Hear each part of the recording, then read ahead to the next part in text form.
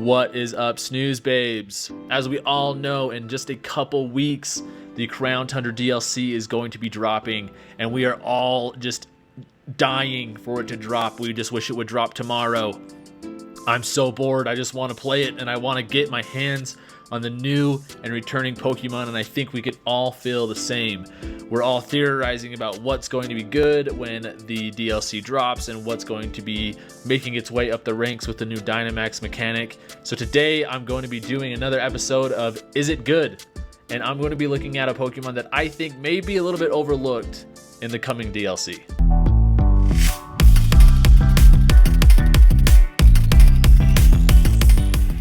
So today I'm going to be taking a look at one of the Ultra Beasts. I think we can all agree that the Ultra Beasts are going to be a great addition to the DLC, but also terrifying because of Beast Boost with Dynamax could be a crazy mechanic. And I think one of the better candidates, honestly, for the Ultra Beast is going to be Naganadel. I think I'm saying that right. Naganadel. I've heard people say it that way. I just call it Naganadel. So that's what we're calling it. So I made up a little presentation here to go over my thoughts with you guys about why I think this Pokemon might be good. Naganadel has great typing, being Dragon and Poison, and a great offensive stat distribution. Its HP and defenses leave a little bit to be desired. 73 across the board really isn't something that is to write home about, and in some cases you wish it would definitely have more. But having a base 127 special attack and a 121 speed means that this Pokemon is going to be a great offensive presence on the field, and it can give you a ton of problems if you're not prepared for it. Along with its stat, move pool, and all that stuff, it has the greatest coverage, I think, of any of the Ultra Beasts. It has Dragon coverage, Fire coverage, Poison coverage, Electric coverage, Flying, Dark. Like, it has such a great move pool that it can be used in so many situations to your benefit. Like, if you're struggling with steel types, say Kartana, this outspeeds it and OHKOs it. Are you struggling with fairies? Sludge Bomb them. This is one of the few dragons that we have that isn't weak to fairy and actually threatens back, right? So it's a huge benefit to it that things like Togekiss and the Tapus are going to be coming back, because this threatens them with its stab, poison type moves, and its ability as well with access to Air Slash, so it can max Airstream, get some great speed control, and it's one of those benefits is just its awesome move pool that it has. The other thing going for it is that it has several viable item options, right? So you can use Assault Vest on it if you want to take some special attacks better, say Dazzling Gleams or Moonblasts from the fairies. Choice Scarf if you want to outspeed other faster Pokemon like Dragapult. Choice Specs if you just want to hit as hard as possible. Focus Sash if you want it to live a little bit longer. Happen Berry if you want to take Dragon type attacks better. Focus Sash, Expert Belt if you just want all your coverage moves to hit harder if you hit them on electric. But I think its best item is going to be this bad boy right here, the Life Orb. Life Orb, I think, is Naganadel's best item because it's such an offensive Pokemon. Giving it as much offensive power as possible is just going to help you out in the long run. But the great thing is that all these items can be used. They all have a purpose, and they all can be beneficial to Naganadel, depending on your team choices and what you need. So what it can do, we kind of talked about a little bit already. It's one of the few dragons not weak to fairy moves, with Stab, Max Ooze, and Sludge Bomb to deal with the Tapus and other fairy Pokemon. It's also the third fastest dragon that we have in the Pokedex, with access to Max Airstream for speed control. Also, in tandem with the Dynamax boost, you also get the Beast boosts. And with its stats, you can either be in special attack or speed. So whichever one that you want to boost the most, you can decide. Not all the Ultra Beasts have that option to where you can boost what stat you want, depending on like its speed or attack. And also has the ability to one-hit KO Max Dragapults with Draco Meteor with the use of Life Orb or a boosting item like Expert Belt. That's, I think, huge for it because it's Dragapult's going to be a very popular Pokemon going into the new metagame. I wanted to do some damage calcs for you guys so you could get an idea of what I'm looking at when I'm thinking Naganadel could be a useful Pokemon. So first I want to start off with the defensive stats. So these ones will be attacks from things like the Tapus, Togekiss, another popular Pokemon like Rillaboom.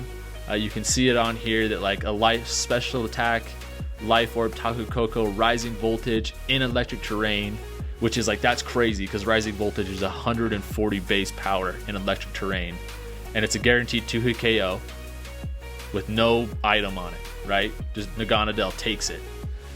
252 special attack, Tapu Fini Max Starfall, right? So I think Tapu Fini is going to be a popular Dynamax option just because of its sheer bulk, and I highly doubt most people will be running max special attack investment on it, but Naganadel takes it. He takes it to the face. 252 special attack, Dazzling Gleam on a critical hit, so we know that Togekiss loves to crit, so Dazzling Gleam onto Naganadel, spread, takes it.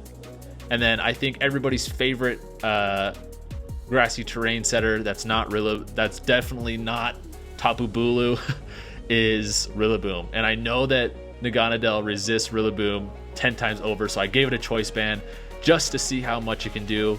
And at 4 HP, 0 defense in grassy terrain, it only has a 35% chance to 4-hit KO Naganadel, which is actually awesome because Rillaboom's going to be everywhere.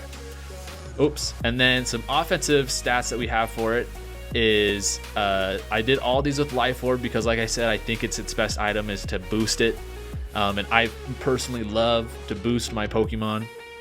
So it's 252 special attack, Life Orb, Sludge Bomb versus 4 HP, 0 special defense, Dynamax Tapu Koko is a 6.3% chance to OHKO, which means if you chip that thing even a little bit, it's probably going to be able to pick it up. And then 252 special attack, Draco Meteor versus Dynamax Dragapult, guaranteed OHKO, picks it up clean. And then Sludge Bomb versus 236 HP, 12 special defense, Dynamax Togekiss. So this isn't the offensive Togekiss that people are running. This is like your defensive, supportive Togekiss that they D-max to get some boosts. And it's a 2-hit KO 43% of the time, which is actually super impressive considering how bulky Dynamax Togekiss is.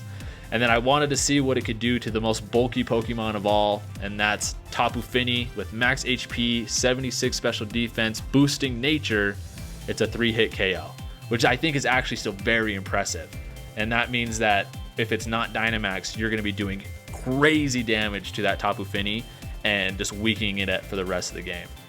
But with all this said, Naganadel is not a perfect Pokemon by any stretch of the imagination, and it has some competition from some very prominent threats in the metagame. So first we have Dragapult, outspeeds it, and with the very minor defenses that Naganadel has, it's gonna pick it up with max Worm Winds. It's gonna do so much damage. So if Dragapult's in a position to Dynamax and hit that Ultra Beast, it's gonna go down. Like there's no question it's going down.